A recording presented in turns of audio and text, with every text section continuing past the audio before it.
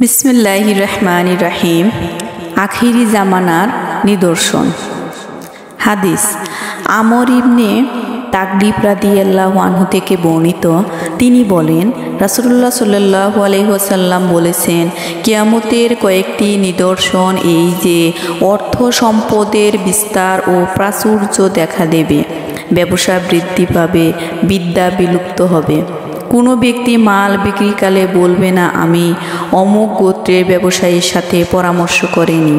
আর বিরাট লোকালয়েও লেখক তালাশ করে পাওয়া যাবে না। সুনানে আন নাসাই। হাদিস নবী সাল্লাল্লাহু আলাইহি ওয়াসাল্লামের স্ত্রী জায়নাব বিনতু জাহশ রাদিয়াল্লাহু আনহা থেকে বর্ণিত, তিনি বলেন, একদা রাসূলুল্লাহ সাল্লাল্লাহু আলাইহি ওয়াসাল্লাম ভীত সন্ত্রস্ত অবস্থায় বের হলেন।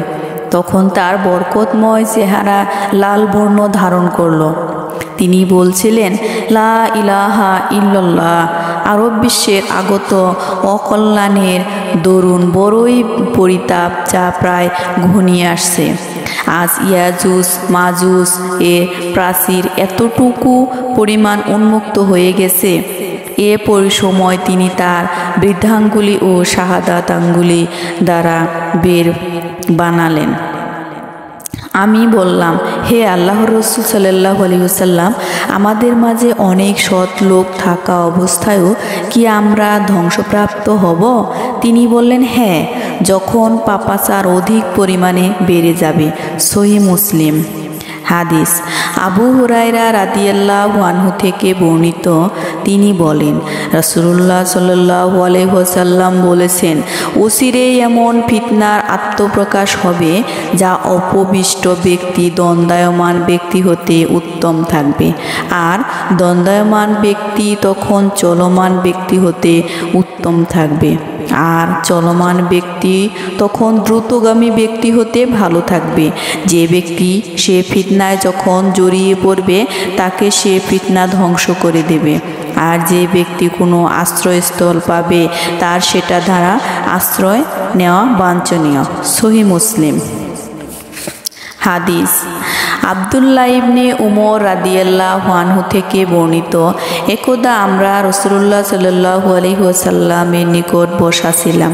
তিনি ফিতনা সম্পর্কে দীর্ঘ আলোচনা করলেন, এমনকি তিনি আহলাস ফিতনা সম্পর্কে বললেন। তখন একজন বলল, আহলাস ফিতনা কি? তিনি বললেন, পলায়ন ও লুটতরাজ। অতঃপর আসবে একটি ফিতনা, যা হবে আনন্দদায়ক। এর অন্ধকারাচ্ছন্ন ধোঁয়া বের হবে আমার পরিবারের জনক ব্যক্তির দুপায়ের নিচ হতে।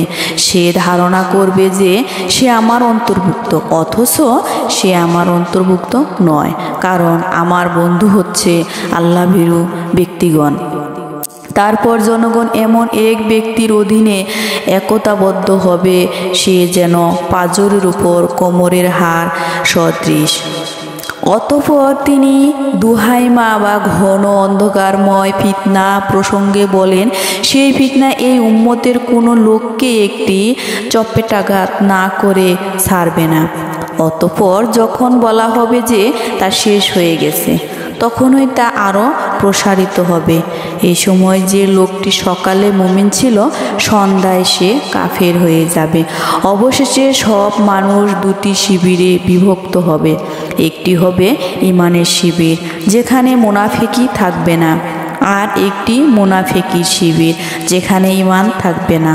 যখন তোমাদের এই অবস্থা হবে, তখন দাজ্জালের আত্মপ্রকাশের অপেক্ষা করবে, ওই দিন বা তার পরের দিন থেকে।